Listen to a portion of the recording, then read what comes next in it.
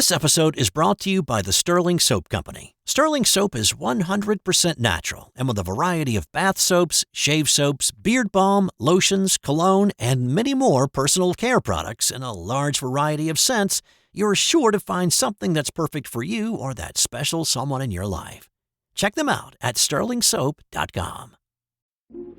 This day in sports history.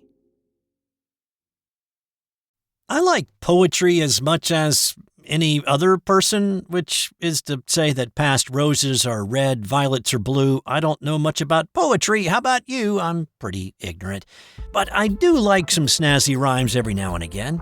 Well, on this day in 1987, it was the pass in the grass, but maybe it should have been called the close shave save, or the racetrack get back, or on the razor's edge down the front. I probably should workshop these a little bit more. But the thing is, while this maneuver did happen in the grass, there was not a pass involved.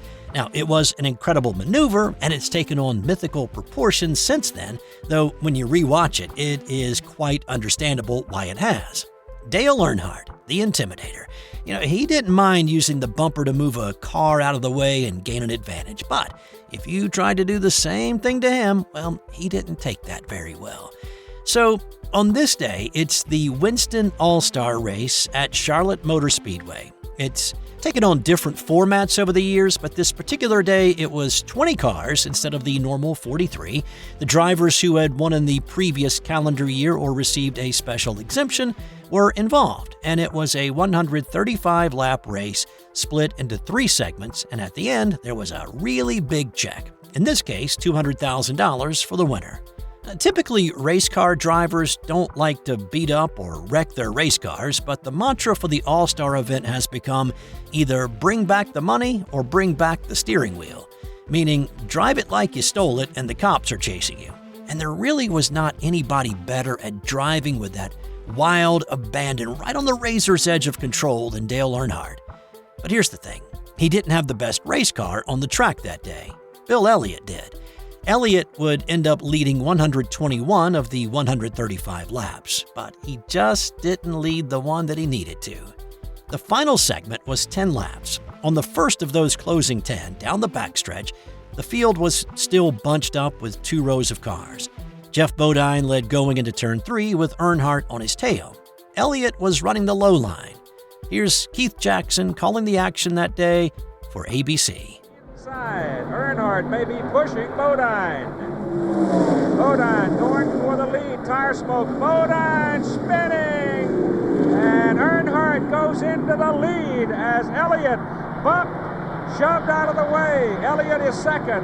Earnhardt has the lead. There are at least 3 cars involved in that, but only one of them clearly out of it. On the restart after the caution, Elliott tried to get a run on Dale's yellow and blue Wrangler No. 3 Chevrolet, but Earnhardt blocked him. With 8 laps to go, and coming out of turn 4, Elliott went low. Earnhardt went to block, but Bill already had a run on him. Richmond, but he closes again right in behind Earnhardt, coming down off turn 4. And Earnhardt loses it, goes on the grass, comes back, and Elliott goes inside.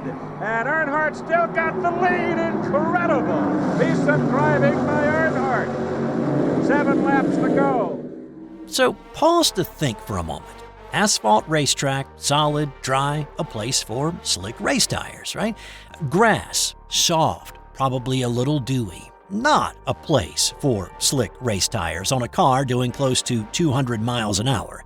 The large majority of race car drivers would have spun out, done a 360 or several of them, or hit a wall. An overcorrection and you shoot up the racetrack into the outside wall. But not Earnhardt, and not today. He didn't even let off the accelerator.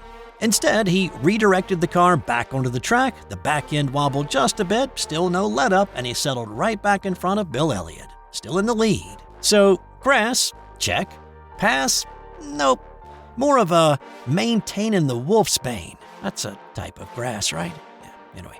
But still, incredible how he kept it together. With a lap and a half to go, Elliott came back at him. Coming off of turn 2, Earnhardt went low and let Elliott come up beside him on the outside.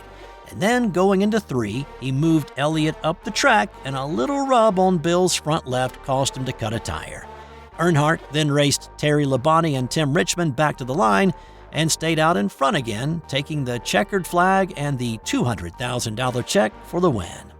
After the race ended, Elliott, who ended up finishing 14th, and finishing 14th when you led the most laps and had the best race car can be a bit frustrating, Bill was not happy. He showed his displeasure on the cool-down lap by hitting Earnhardt with a little door ding on the backstretch. And right after the race, both drivers reacted about like you figured that they would. You know, Bill and them got into it there and spun around and we just missed them. And then I'd be darned if Bill didn't try to knock me out twice. He had me sideways going off of 4-2 over there and then turned me through the tri-oval. And I slipped him up high just to let him know I was mad. And, you know, I didn't try to wreck, didn't run him in the wall or nothing. Then he tried to wreck me after the caution there. I think he's a little upset. But the thing of it is, Dale spun Jeff out down there. Then he come back.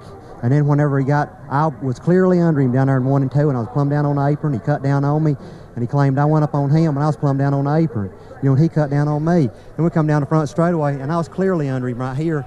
And then he cut down on me there and nearly spun himself out. And then he let me on the outside of him down the back straightaway and run me like straight in the wall. And I was going on. I clearly had the quickest car. You know, he was trying to cut me off every way he could. You know, that's the thing about it. If we're going to let stuff like that go, we'll see what happens next week. Awesome Bill from Dawsonville would have the best car the following week when the NASCAR boys raced the Coca-Cola 600, taking the pole and leading the most laps again, but he would come up short again. Kyle Petty won that day. Earnhardt would win another 2 times before Elliott got back to victory lane. And time now for today's That's Got Nothing to Do with Sports fun fact. Surely you've heard the term pieces of 8 and 2 bits, right?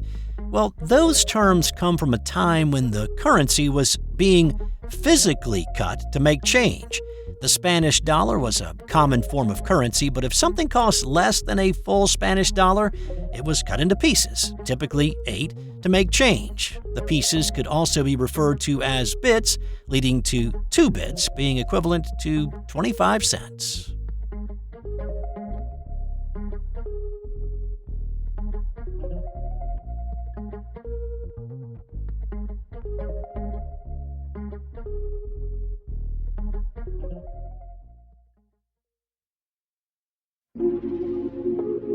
This has been an original Thrive Suite production.